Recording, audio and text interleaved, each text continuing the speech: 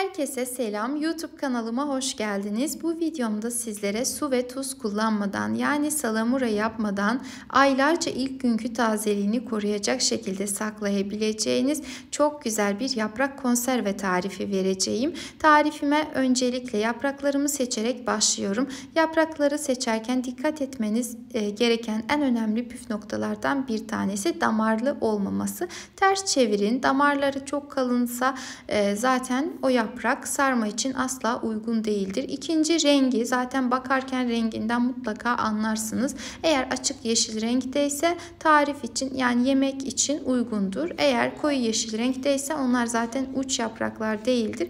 Bu tarif için, özellikle de bu tarif için kullanılmaz.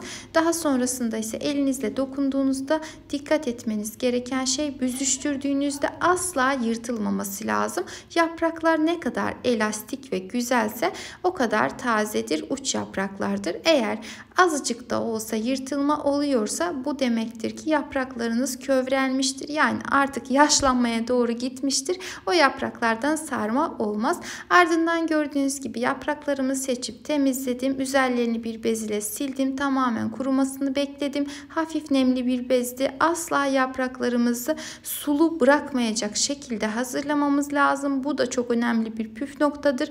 Bu tarifte yıkamanız asla önermiyorum. Yıkamamalısınız. Eğer bahçeden kopararak yapıyorsanız da mutlaka bezle silin ama asla ve asla yıkamayınız. Aksi takdirde çürümeye başlayabilir. Uç kısımlarını yani saplak kısımlarını yarıya gelecek şekilde bir makasla veya bıçakla güzelce kestim ki daha sonrasında katlarken yapraklarımı yırtmasın. Kesinlikle tamamını kesmememiz lazım. Çünkü yapraklarımızın tazeliğini koruyacak şey yapraklarımızın saplak kısmıdır. Birçok tarifte ben de izlediğimde görmüştüm öncelerden de.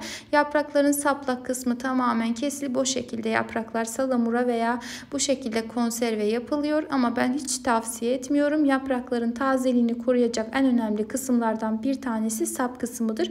O yüzden mutlaka yarıya kadar kesin. Ardından desteler haline getirin.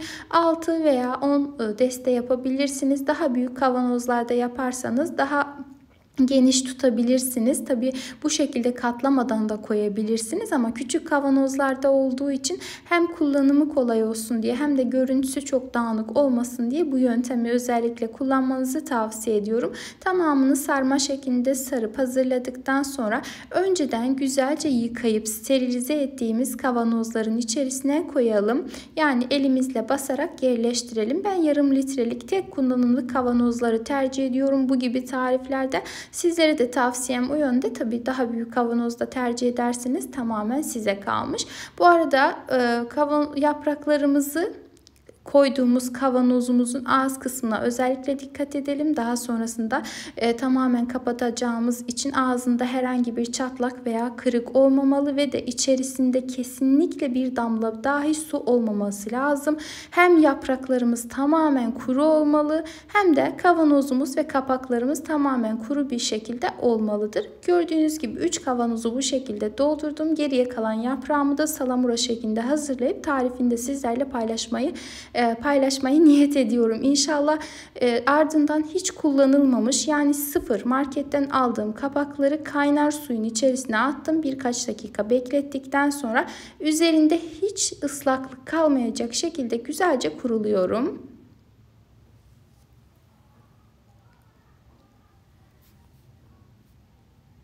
Ve tamamını bu şekilde hazırladıktan sonra yanımıza bir peçete alalım. İnce bu şekilde peçete kullanırsanız daha güzel. Kağıt havlu kullanırsanız ise daha küçük şekilde kesip öyle yapabilirsiniz. Yani minnacık kağıtlarla da yapabilirsiniz ama peçeteyle çok daha kolay olacaktır işiniz. Şöyle güzelce katlayalım. Ardından bir çakmak ile veya kibrit ile yakmaya başlayıp hemen hızlıca içerisine koyup güzelce sıkıca kapatalım. Bir açıp bir kapatıp yani 2 sefer hızlıca kapatırsanız kavanozlarınızın kapağı anında güzel bir şekilde vakumlanacaktır. Amacımız zaten vakumlamak. Bu yöntem gerçekten çok güzel. Bu yöntemi ilk geçen sene keşfetmiştim. Kendim denemeden sizlerle paylaşmayı asla istemedim.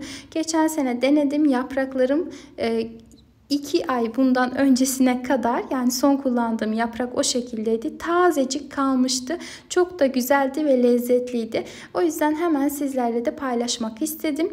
Bu arada tarifi çektiğimde bir hafta bundan öncesiydi. Yapraklar yeni çıkmaya başlamıştı. Gördüğünüz gibi tamamını bu şekilde hazırladım. Bu arada eğer kavanozlarınızın kapağı oldu ki tutmadı, yani hafiften kabarmaya başladı, ne yapacağız o zaman derseniz eğer, açıp tekrardan geri kapatabilirsiniz ama aynı kapağı kullanmamaya özen gösterin. Demek ki herhangi bir sorun olmuştur. İyi kapatamamışsınızdır. O yüzden şişmeye başlamıştır. Aksi takdirde mümkün değildir. Gördüğünüz gibi kavanozlarımızın üzerinden toplamda 4 gün geçti. İlk günden başlayarak sararmaya başladı. Serin, kuru ve asla güneş görmeyen bir ortamda dilediğiniz kadar bekletebilirsiniz. İlk günkü tazeliğini koruyacaktır. Eğer videomu beğendiyseniz beğeni bırakıp yorum yazmayı, kaydetmeyi ve de aşağıdaki paylaş butonuna tıklayarak sevdikleriniz ve ailenizle paylaşmayı ihmal etmeyin. Bu arada kanalıma abone olmak tamamen ücretsizdir. Ücretsiz bir şekilde abone olarak bildirim zilini tüm olacak şekilde etkinleştirirseniz eğer yepyeni videolu tariflerimden ilk siz haberdar olursunuz. Bir sonraki tarifimde tekrardan sizlerle görüşmek ümidiyle. Kendinize çok çok iyi bakın. Allah'a emanet olun.